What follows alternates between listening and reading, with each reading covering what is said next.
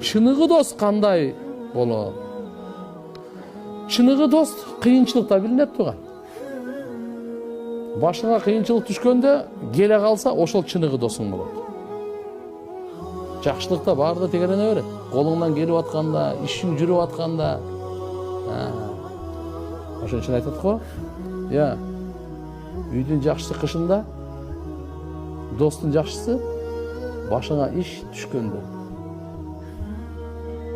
Экинчиси, саңа жакшы күмөн кылган болсун чыныгы дос. Сенен ката кетсе, андай кылбаш керек эле, чөтө бул үзүрүңдү кабыл кылып, сенен ката кетип калган бирөөдөн угуп алсаң, жок ал андай кылбайт деп, ага ишенбей турган дос болсун чыныгы дос. Чыныгы дос ким? Алладан корккон, Алла Таалага чакырган, сизге жакшылык каалаган, сиздин ийгилигиңизди көрө алган, сиздин